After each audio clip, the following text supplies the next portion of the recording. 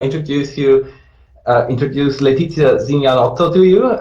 Letizia is a researcher at Indira, the Italian Institute for Documentation, Innovation and Educational Research.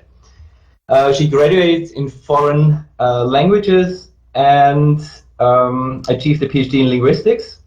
And she is an expert for CLIL methodology, e-learning, digital learning, and also worked for several years at the Italian Ministry of Education. All right, the floor is yours. Please go ahead. Thank you very much. So I'm going to tell you about, in particular, about an experience on CLIL, that teaching training course that we for the IUL, Università Telematica degli Studi IUL, which is the online university of Indire, my research institute. So I coordinate this postgraduate course on CLIL. And in particular, of course, I'm going to tell you something about these lessons learned from remote CLIL and online interaction during this emergency. So just a few words about CLIL, which is, of course, our starting point, because in Italy, CLIL is compulsory. It's been compulsory since 2010 in all upper secondary schools. So we've been, of course, studying and taking inspirations from the main CLIL frameworks at international level. So you can see here the world famous 4Cs by Coyle and language triptych by Coyle herself, and then the famous Bix and Kalb distinction, and then the Oliver Meyer pyramid. So these are the pillars of CLIL. We always, of course, I'm on the main, but of course there are so many other frameworks, which are the background of the of our course, of our CLIL course at IUL. As I was saying, CLIL has been compulsory in Italy since 2010, and it has also been recognized by the European Commission and the Council of Europe in the latest Council recommendation for comprehensive approach to the teaching and learning of languages, 2019, where CLIL is mentioned as a case example, in particular due to our democratic and inclusive approach, because there's no entry test. It's just delivered to every students in our 5th classes in upper secondary schools. So that's why there's a strong need for teacher training.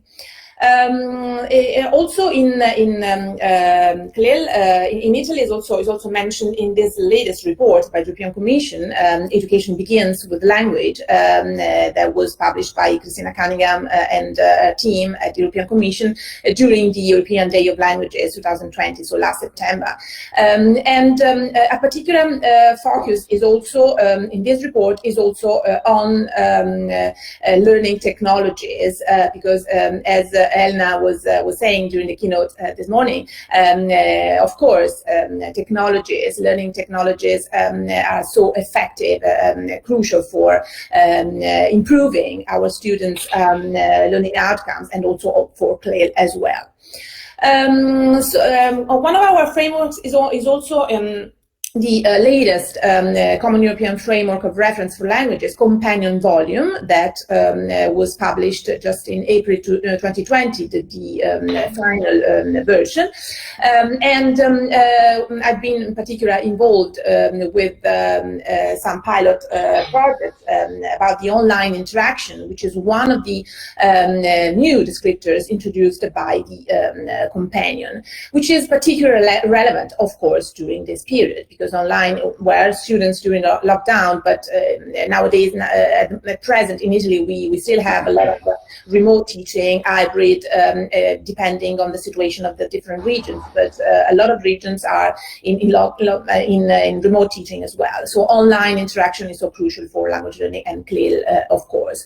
So this is the pilot project I was involved in. I coordinated on behalf of my institute in cooperation with the Ministry of Education, online interaction with a sample of schools all over Italy, working on CLIL tasks, of course, with entailing online interactions among students. So there was these are our normal settings, let's say. And now they are more and more hybrid, and they, in a lot of schools, we used to have this sort of scenarios also before COVID, but now, of course, this is the norm, this sort of hybridization. So this is the general outline of our online postgraduate course on CLIL that was designed as an online, a fully online postgraduate course. So it was just easy to continue it during the lockdown, during the emergency. So we focus on different aspects, as I was saying, the frameworks, and then the CLIL in Europe and Italy, the teacher profile, the CLIL planning, the assessment, of course, and a particular module on technologies, on CLIL and COL, computer-assisted language learning. Our participants are from different school grades, even if even if CLIL is compulsory at upper secondary school level. There's a great interest also from teachers teaching in other school sections, other school grades, like primary and lower secondary as well. And so within this initiative, with this online CLIL course, we organized this Teach Meet, which is a sort of online symposium with the teachers, taking inspiration from the Pechakucha, the Japanese storytelling format, in a certain number of slides and a certain number of time, 15 minutes, and in a storytelling mode. And so teachers were asked to share with their peers their experiences on CLIL, but during, of course, the lockdown, during the using technologies, all the different tools, and so on. So here are some examples of some of our attendees showing their experiences with remote CLIL, and of course we could see how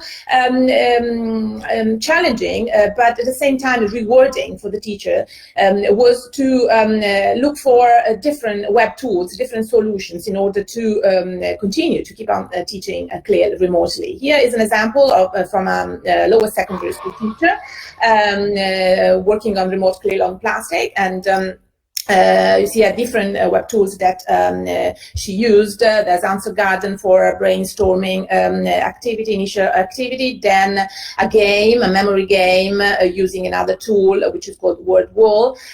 So just turning on the the cards and a memory, matching the definition with the verb or the word, and then the Padlet with the different post-it where the students had to suggest their possible green input, green suggestion to the problem. Another example is from upper secondary school teacher who is also presenting here at Pixel, and she has been working on remote CLIL in maths according to the 4 C's by Docoil model in planning, and of course reflecting a lot on the use of technology. So how technology is so connected with, of course, with teaching, with pedagogy, because of course methodology, pedagogy come first, and technology is a tool, is instrumental, of course, to our objectives. These are the activities, the strategies and the techniques that she adopted, that she used. Of course, she used a lot of game-like activities with the different tools like Kahoot, like Padlet, and she worked on tasks, so a task-based project. This was the students' reaction. So the students were really happy to be involved in this remote learning activities, and content, language, technology, and self. She realized that all these areas were really positive, that a really positive impact for students, and it was a way, of course, for her to reflect on their teaching style and techniques as well. This is a Padlet. So in the Padlet, The Padlet, as you probably know, is one of the most famous tools that was very popular for during the lockdown, and was very popular during this.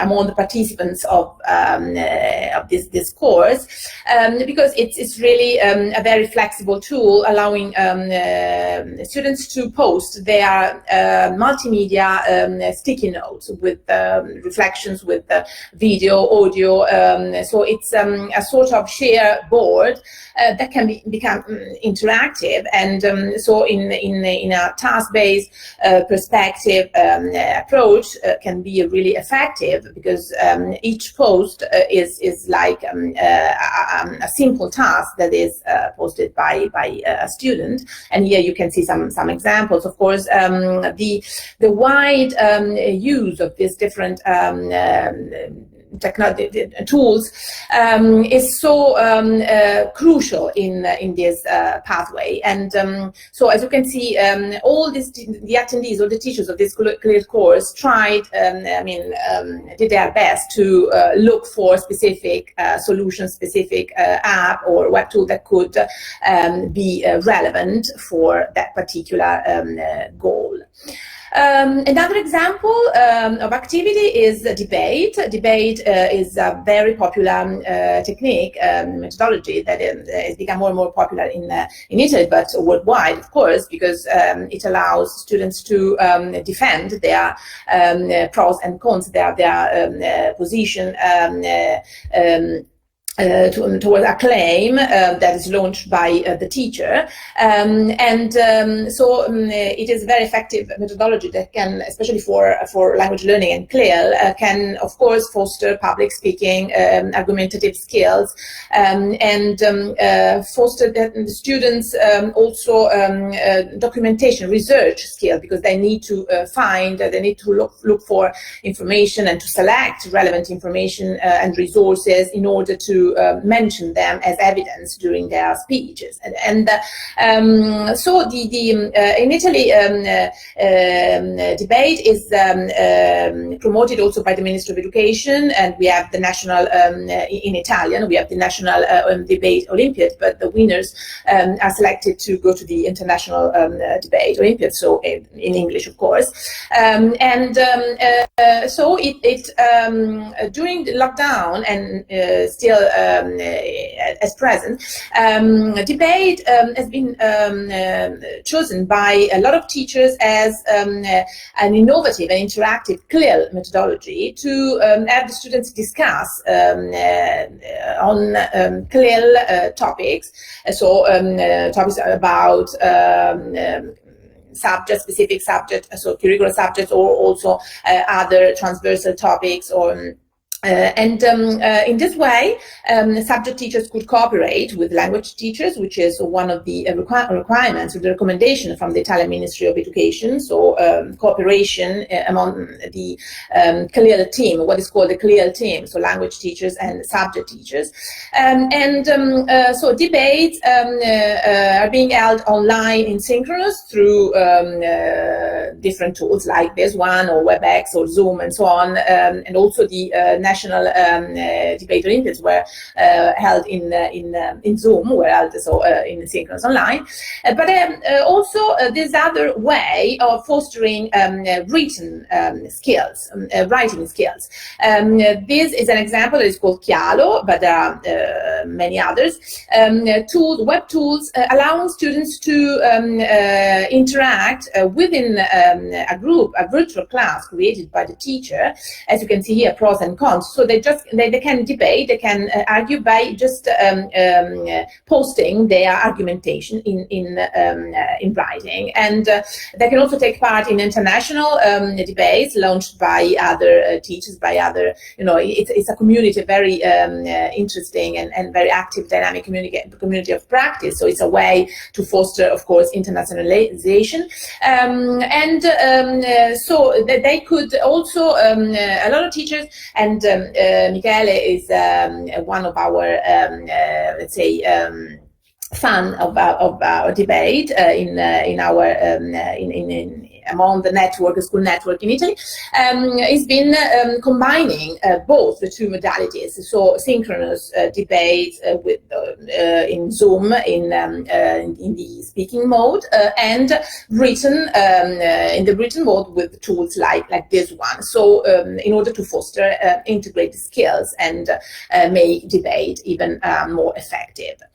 So some of the main findings that we could have from this experience, in general, from this online CLIL course held by my university, that was particularly helpful and successful because it was just designed as an online course even before the emergency. So and also we had in our plan the use of, in our learning offer, the use of a lot of web tools of technologies for CLIL, so it was particularly relevant for our participants. In particular, during this Teach Meet, this synchronous, this webinar with teachers, like the examples that I showed you before, sharing their ideas and their practices among not only among the community of attendees, because we opened the registrations to all teachers in Italy, and we had about 200 participants. So it was a way to share these inputs to a wider CLIL community of practice in Italy. So some of the main findings are that technologies can be flexible and friendly in remote teaching. So some of our teachers commented that they were not so skillful in technologies before this experience, but they learned that they can use technology. Technologies can become friends, can be friendly, and of course they need to be functional, instrumental to the pedagogy and the methodology that's behind. But lesson planning is crucial. So you need to, of course, spend more time in planning, because you need to plan step by step every single activity and the tool you need to use when you are teaching remotely. Of course, it is time consuming, but it can be also very rewarding. Students should be engaged through interactive activities. So of course the tools that I showed you from some practices, teachers' practices like CLIL or like Padlet and so on, required students-centered activity. So students are really active, can produce tasks, can express themselves in writing or in speaking or whatever. So they are really engaged, and of course they can have fun at the same time, and this can foster deep learning. And sharing ideas and practices among community of practice can be very useful. That's what they said. They appreciated not only the teachers attending the CLIL course, but also this wider community of 200 participants who were very happy to learn from their peers and get inputs about different solutions, different web tools that could be relevant, of course, during this remote teaching and learning. Okay, these are my emails and these are my references, and thank you very much. Thank you very much for that. I think we have time for one short question and one short answer.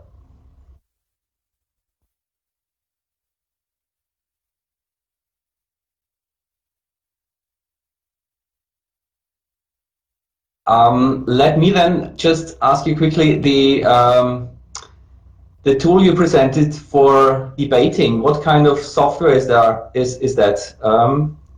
Well, actually, it's that's just one example, but there are many. It's called CLIL, the one that I showed you, which is just an open source platform produced by a community. It's just an international platform that doesn't require any particular software, just open. So teachers can just register with a very simple step, username and password, and then they enter this community. Then they can create their own virtual class with the students, and the students, and then the teacher can simply launch the claim and invite the students to join that room for that. So it's protected. It's a very safe environment, because actually there are two options. So you just can freely join a debate that is ongoing, which is just has been launched by the organizers at international level, and it's something that anyone can do it. But this, let's say, safer, protected mode is maybe the most relevant, the most useful for for teachers, because you can have your own class there, and so it's protected and it's safe. You can just have a look at the the flow of the different argumentations, of the different pros and cons posted by the students, and then maybe you can combine this written mode with the oral one, and maybe in a synchronous meeting, in a webinar like this one, the teacher can comment on the different argumentation, can give feedback, or maybe can host a debate in oral mode, in speaking, starting from those evidence, from those argumentation which have been posted in the tool. But it's just one example. Okay. There are many other web tools. Yeah, very interesting. Thank you very much. Thank you again for this presentation. And let me